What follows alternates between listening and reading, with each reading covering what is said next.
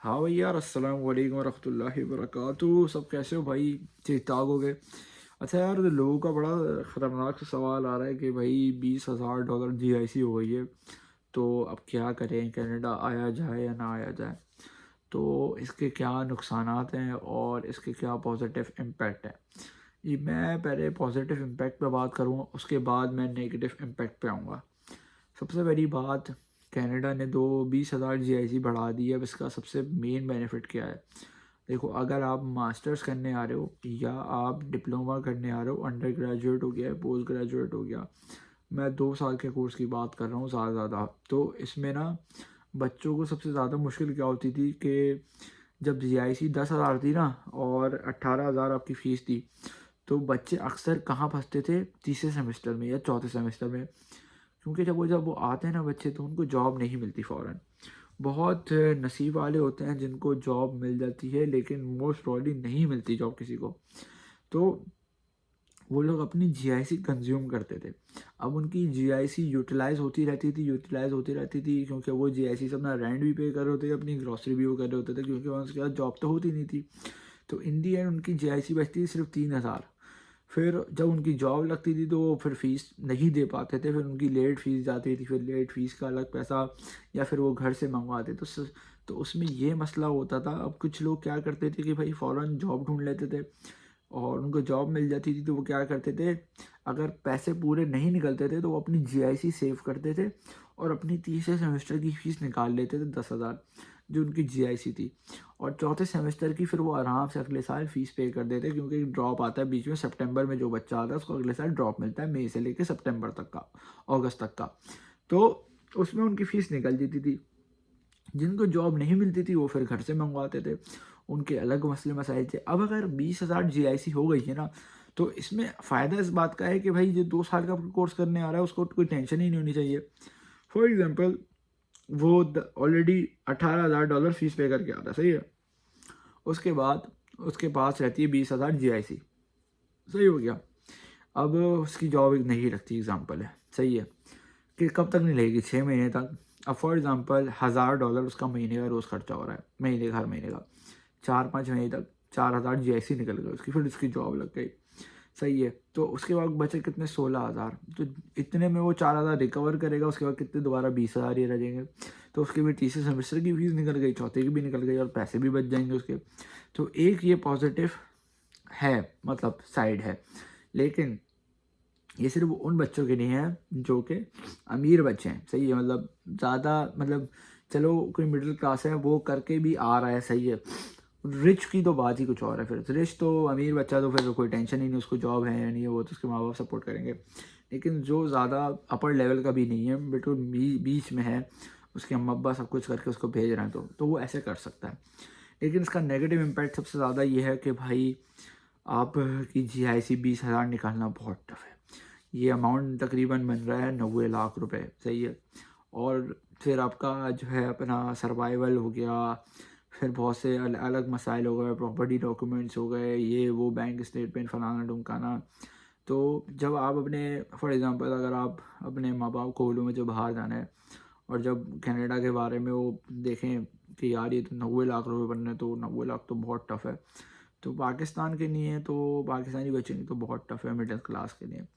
सिर्फ अमीर लोग ही आ सकते हैं, अमीर बच्चे जिनके पेरेंट्स सपोर्ट कर सकते हैं, अदरवाइज़ बहुत मुश्किल काम है। और कनाडा के हालात कुछ ऐसे हैं कि अगर लोग बोलते हैं कि आएँ या ना आएँ, फिर तो बताएं। भाई आना इसलिए चाहिए क्योंकि देखो, आप आ रहे हो इधर सेटल होने, पढ़ने आ रहे हो, अच्छी डिग्री लेने आ रहे हो। अब पाकिस्तान में जो है ना, कुछ रखा हुआ नहीं है, सही है। अब जिससे बात होती है हमारी दोस्ती, वो सारे ऐसे ही फारिग बैठे हुए हैं, सही है। कुछ लोग कॉल सेंटर जा रहे हैं, कुछ लोग टीचिंग कर रहे हैं माशाल्लाह से। तो लेकिन अभी कोई प्रॉपर सोर्स ऑफ इनकम नहीं है, जो मैं चाह रहा हूँ कि वो मिले लोगों को। मैं अपने दोस्तों को हो गया, सबको हो गया, प्रॉपर बोलता हूँ कि यार कुछ करो, एटलीस्ट 15,000 20,000 रुपये जितने कमा सकते हो कमाओ। बट ये मिनिमम है, ये कुछ नहीं, सर्वाइवल नहीं है इसमें। मैं चाहता हूँ आप लोग इधर अगर आप आते हो तो आपको सर्वाइवल भी होगा, आप अपना करियर भी बनाओगे, क्योंकि करियर काउंसलिंग की बहुत ज़रूरत है भाई। भले आप कनाडा नहीं आ रहे, आप कहीं और मुल्क जाओ, लेकिन आप बाहर निकलो। अब पाकिस्तान में आप कितना कमा लोगे, मुझे एक बात बताओ। पाकिस्तान में डिग्री की वैल्यू नहीं है, साफ बात है। नर्स से डिग्री लो, कहीं से भी डिग्री लो, कोई वैल्यू ही नहीं है। जिसको देखो वो यही बोल रहा है यार आफ्टर ग्रेजुएशन जॉब ही नहीं है। अब वो होता है ना कि यार आफ्टर ग्रेजुएशन जॉब मिले तो फिर मज़ा भी आया, लेकिन वो जॉब ही नहीं है, फिर वही सैलरी भी कम है। अब यहाँ पे बच्चा डिग्री करके निकलता है, उसकी भाई सैलरी लगती है direct per annum 1 lakh dollar से लेके 2 लाख 3 लाख क्रॉस करके जाती है। तो ये देखो आप, मतलब एडवांटेज देखो आप, इधर आते हो आप अपनी अपनी ख्वाहिशें पूरी करते हो भाई। मैंने यहाँ के अपने पैसों से अल्हम्दुलिल्लाह मोबाइल ख़रीदा iPhone 13, उसके बाद मैंने अपनी नाइकी के एयर जॉर्डन ख़रीदे, फिर पूमा के शूज़ उठाए, फिर परफ्यूम उठाया मैंने अपना गुची का, और उसके बाद क्या कहते हैं, फिर मैंने अपनी जैकेटें उठाई विंटर की, फिर शूज़ उठाए मैंने, विंटर बूट्स हो गए, और लाइफ जिए, मतलब अभी भी जी रहा हूँ अल्हम्दुलिल्लाह। कोई अल्लाह पाक ने कभी किसी चीज़ से वो नहीं रोका मुझे, अल्हम्दुलिल्लाह सब कुछ प्रोवाइड किया उन्होंने, और सब अल्लाह पाक की वो है रहमत है और बरकत है। मेरा कोई इसमें कोई नहीं है अपना हाथ, ना मैं मेरी कोई स्ट्रगल है, साफ बात है भाई, सब अल्लाह की तरफ से। तो मतलब आप अगर यहाँ आते हो तो आप इंडिपेंडेंट भी होते हो, फिर आप पैसे कमाते हो, फिर आप लाइफ को देखते हो। मतलब अगर आप इधर आते हो ना तो आप तकरीबन 20 साल की उम्र में आप 30 साल वाली ज़िंदगी गुजारते हो। जो टफ़ लाइफ होती है ना, और आप मेंटली प्रिपेयर्ड भी हो जाते हो आने वाली मुश्किलात फेस करने के लिए और एवरीथिंग। उसके बाद आपकी जो ग्रेजुएशन कंप्लीट हो जाती है। अब कुछ लोग बोलते हैं यार हम लोग यहाँ से आए, अब फॉर एग्ज़ाम्पल अब एक बंदा है वहाँ पे अकाउंटेंट की जॉब कर रहा है मज़े से, अब वो यहाँ आता है उसको जॉब ही नहीं मिल रही अकाउंटेंट की, भाई नहीं मिलती जॉब तो और जॉब ही करनी पड़ती है। ये थोड़ी कि आप जो है अपना वो ये सोच के आ रहे हो वहाँ से कि यार मैं वहाँ डॉक्टर हूँ तो यहाँ के मैं डॉक्टर बन जाऊँगा, ऐसा नहीं होता। यहाँ पे वहाँ का डॉक्टर MBBS पढ़ा हुआ है, यहाँ ट्रक चला रहा है, तो क्योंकि उसको ट्रक में ज़्यादा पैसा मिल रहा है। जितना MBBS नहीं कमाता उतना वो ट्रक में बंदा कमा लेता है, $10,000 कमा लेता महीने के, उसको और क्या चाहिए भाई। ये मतलब 5-6 महीने की 1 साल की फ़ीस वो 1 महीने में निकाल रहा है 10,000 ट्रक चला के, तो क्या बात है यार, फिर उसकी तो अलग ही बात है ना। तो आपकी तो थिंकिंग भी अलग होनी चाहिए। आपकी थिंकिंग ये नहीं होनी चाहिए, आपकी थिंकिंग है मैंने सर्वाइव कैसे करना है इधर आके। तो ये एक बेटर डिसीजन रहेगा, क्योंकि अगर आप अच्छा फॉर एग्ज़ाम्पल मैं ये इसलिए कहता हूँ 2 साल का, क्योंकि यार 2 साल का जो कोर्स होता है ना वो थोड़ा आसानी से आप पढ़ भी लेते हो, क्योंकि आप पे ना फ़ीस का प्रेशर नहीं होता। अब 4 साल की आप डिग्री करने इधर आ रहे हो ना, आपको 4 साल तक पैसे भरे जाने, फिर आपकी पढ़ाई जाती है, सही है, फिर आप नींद पूरी नहीं हो पाती आपकी, फिर आपको सिर्फ पैसे कमा के अपना सर्वाइव करना होता है, फ़ीस निकालनी होती है, दैट्स इट, ये एम होता है आपका। पढ़ाई नहीं करते आप, फिर आई बात समझ में। और ये वाकई हकीकत बात है, मुझे लगता था पहले मेरे साथ हो रहा है, लेकिन ये सबके साथ है। तो इसीलिए ये कहा जाता है कि भाई अब फॉर एग्ज़ाम्पल एक बंदा है वो बायोटेक्नोलॉजी करने आ रहा है, अब उसका 2 साल का कोर्स है, वो आराम से पढ़ भी लेगा, क्योंकि उसके पीछे पता है यार मेरे पास $20,000 GIC भी है, मेरी 1 साल की फ़ीस पे भी है, मैं सुकून से पढ़ाई पे लगाता हूँ, 3 दिन मैं काम करता हूँ, दैट्स इट, 4 दिन मैं मज़े से पढ़ाई करूँगा। अब हम जैसा बंदा जो हमारा बड़ा कोर्स है 3 साल का, अब और हमारे को फ़ीस भी देनी, क्योंकि हमारे पास पीछे बैकअप नहीं है, GIC भी नहीं है ना, घर वालों की सपोर्ट है। तो हम लोग क्या करते हैं कि हम लोग जो है ना काम ज़्यादा करते हैं, फिर हम 40 आवर्स काम करते हैं, 5-6 दिन काम करते हैं, उसके बाद जाके हम अपनी फ़ीस निकालते हैं, फिर हमारी पढ़ाई छूट जाती है। पढ़ाई को मैनेज करना बहुत टफ डिसीजन है, बहुत टफ है भाई। इंटरनेशनल स्टूडेंट ख़ास तौर पे कनाडा वगैरह में बहुत मुश्किल है, UK वगैरह में पढ़ाई नहीं हो पाती। अब पढ़ाई कब करता है बंदा, जब उसको PR मिल जाता है, क्योंकि जब उसकी जो 25,000 वो अपना 10-15 हज़ार जो फ़ीस होती है डॉलर, वो उसकी फ़ीस हो जाती है अराउंड 2,500, सिंपल सी बात है, PR हो जाता है। तो इसलिए वो इंतज़ार करते हैं यार मैं 2 साल का कोर्स जल्दी से ख़त्म करूं और मैं अपना वर्क परमिट लूं और फटाफट PR होके 4 साल बाद मैं अपनी ग्रेजुएशन करके अपनी मास्टर्स करूं या बैचलर्स करूं, जो करना है करूं मैं। तो फिर वो आराम से पढ़ाई पे ज़्यादा फोकस लगाता है। अभी सिर्फ उसका काम होता है कि सेट होना है, मैंने यार PR पकड़नी है, कैसे करना है, ये करना है, वो करना है।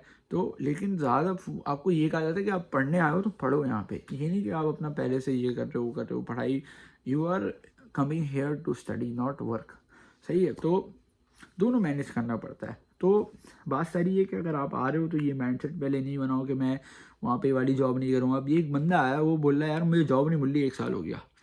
हमने कहा क्यों नहीं मिल रही जॉब? वो बोले यार मैं अपना रेस्टोरेंट में जॉब मिली थी, लेकिन मैं काम ही नहीं कर सकता वहाँ पे यार, वो बर्तन धोने हैं, फिर उसके बाद चिकन कट करनी है, मेरे को एलर्जी है चिकन से, मैं नहीं कर सकता, मैं नहीं धो सकता, मैं शावर में नहीं बना सकता, मैं कैश में कमज़ोर हूँ, मैं ये वो।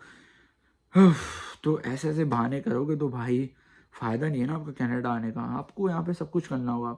तो मेरी पहली जॉब थी अपना जनरल लेबर की, अपना उसके बाद फिर कंस्ट्रक्शन में घुसा था मैं, उसके बाद फिर मैं लजीज़ पे आया था, फिर मैं शवरमे पे गया, फिर मैं बर्गर रेस्टोरेंट पे गया, फिर मैं पोपाइज़ पे काम किया, उसके बाद फिर मैं यूपीएस गया, उसके बाद फिर मैं कैशियर हो गया, फिर सिक्योरिटी हो गई, फिर कैशियर दोबारा हो गया। तो ये सारे मैंने एक्सपीरियंस गेन करने अपनी लाइफ में, और इसमें बहुत कुछ सीखने को भी मिला, बहुत कुछ डिसएडवांटेजेस भी थे, लेकिन इन दी एंड ओवरऑल सब कुछ सीखने को मिला।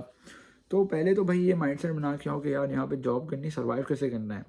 क्योंकि कुछ ऐसे बच्चे मैंने देखे हैं, सही है भाई, जो पूरी दिन पूरा रात जॉब करके आके फिर कॉलेज भी जाते हैं, डबल डबल जॉबें करते हैं, फीसें निकालते हैं, पढ़ते भी हैं उसमें। तो वो तो क्रेज़ी बंदे होते हैं यार, वो तो बस अल्लाह पाक ने उनको दिया है अपना स्ट्रॉन्ग माइंडसेट दिया है। तो और हमें भी मिले इंशाल्लाह ताला। तो बताने का मकसद ये है कि भाई अगर आप आ रहे हो और इसे सोच रहे हो कि सब कुछ ईजी है, तो ईजी वीजी कुछ नहीं है।